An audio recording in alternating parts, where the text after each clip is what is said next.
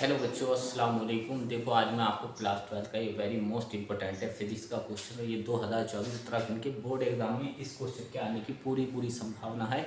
और इस बहुत इजी सा क्वेश्चन है, बस आपको एक बार अपनी कॉपी में ध्यान से ये पूरी वीडियो देखो और एक बार अपनी कॉपी में ज़रूर कर लेना। उसके बाद आप ये ज़िंदगी भर इस क्वेश्चन को नहीं भूलोगे। बहुत ईजी नॉर्मल सा सवाल है। देखो, इसको करते हैं। क्या दे रखा है, यदि कांच के एक पतले प्रिज्म को जल में डुबो दें तो सिद्ध कीजिए कि प्रिज्म द्वारा उत्पन्न प्रकाश का न्यूनतम विचलन कोण 1/4 रह जाएगा। मतलब आपको जो आंसर लाना है 1/4, 1/4 का मतलब क्या होता है, 1/4 जरूर आना चाहिए आंसर में।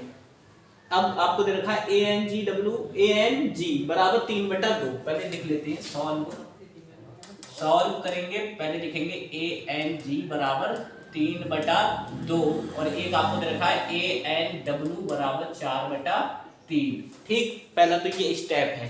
कभी भी एक चीज और है, ऐसा नॉर्मल सा सवाल भी एक आ सकता है। खाली आपको ये दे रखा होगा और ये क्वेश्चन ये दे रखा होगा। जब ये दोनों वैल्यू दे रखी हो और एक चीज पूछेगा बस एक नंबर में कि WNG क्या आएगा, तो हमें इसमें पहले निकालना होता है WNG ये क्या होगा। तो देखो, पहले सीधा नॉर्मल सा क्वेश्चन आप WNG लिखोगे और याद रखना ये 3/2 जो ये हमेशा ऊपर आता है, ना कि ये हमेशा नीचे आता है। 3/2 आप समझ जाना, तो इसका मतलब ANG वाला ऊपर आएगा और नीचे ANW आएगा। ठीक, याद रखना, मैंने आपको अभी समझा दिया कि 3/2 किसका, कांच का अपवर्तनांक होता है, वो हमेशा जल से ऊपर रहता है। ये जल का अपवर्तनांक है। ठीक, कांच का और जल का अपवर्तनांक आपको दे रखा होगा, तो याद रखना किसको आपको ऊपर रखना है, कांच वाले को। तो कांच वाला हमारा क्या है, ANG। तो कितना है 3/2 और जल का कितना है 4/3। फिर इसे कैसे सॉल्व कर रहता है, तो ये ऊपर वाला पार्ट तो आप बिल्कुल सीधा नीचे सेम उतार दो। ठीक, अब यहाँ मल्टीप्लाई मतलब गुणा का निशान लगा के इस नीचे वाले नंबर को उल्टा करके लिखना है। तो ये हो जाएगा 3/4। ये कितना था 4/3, तो आप क्या लिखोगे 3/4। अब 3 की 3 से गुणा करोगे तो कितना आएगा, 3 3 9 और 4 दूनी आपका हो जाएगा 8। ठीक, यहाँ तक समझ में आ चुका होगा। अब इसके बाद एक फार्मूला लगाओगे, आप लगाओगे D बराबर N-1 इंटू A। ठीक, अब देखो ये n है, वैसे तो मेन सूत्र तो यही होता है, मगर आपको पहले ये चीज लिखना है। इस n के साथ w लगाना है। क्या लगाना है, w, और n के साथ लगाना है g। तो उससे ही पता चल जाएगा हमें किसका मान रखना है। तो अब समझ में आ गया होगा आपके WNG। ये तो WNG, इसका मान 9/8 रखना है।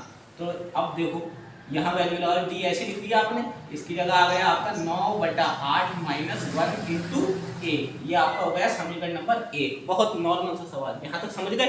अब इसका काम खत्म। इसका बिल्कुल ध्यान में रखना कि ये चीज है या नहीं, ये बिल्कुल समझ लो नहीं है। अब जो काम होगा इससे होगा, सूत्र यही इस्तेमाल होगा। अब यहाँ डी डैश कर दो, तुम्हें डी था, डी नहीं रख सकते क्योंकि हमें एक चेंजिंग भी रखना पड़ेगा। तो डी डैश बराबर ANG करना पड़ेगा, क्योंकि हमें अब ये वैल्यू लगानी है, तो इसलिए ANG - 1 इंटू A। अब ANG हमारा कितना है 3/2 - 1 इंटू A। ठीक, और समीकरण नंबर कितना हो गया 2। ये D डैश तो ही चल रहा है, तो D भी निकाल लिया आपने और D डैश। तो अब कुछ नहीं करना, समीकरण 1 और समीकरण 2 को आपको भाग करनी है। खाली लिख दो समीकरण 1 व समीकरण 2 को भाग करने पर, तो जब भाग करेंगे तो D वाला तो है ना समीकरण 1। देखो इसे मैं बॉक्स में कर दे रहा हूँ जो आपको याद रहे। एक ये है और दूसरा ये वाला। तो D अपॉन क्या हो जाएगा, D डैश बराबर, इसको ऊपर लिख दो 9/8 - 1 इंटू A, और बटे में कौन आ जाएगा, D डैश वाला ये है 3/2 - 1 इंटू A से A कट जाएगा। ठीक, अब देखो ये पहले इस वाले पार्ट को सॉल्व करते हैं। 8 कम 8 मतलब ये 8 है, तो 9 में से 8 जाएंगे तो कितने बचेंगे 1/8 आ जाएगा। अब ये कैसे आ गया, इधर सॉल्व करके दिखा देता हूँ। देखो 9/8 - 1 था, इस 8 ने इससे गुणा करी तो 9 - 8 और बटे में क्या रहता है 8।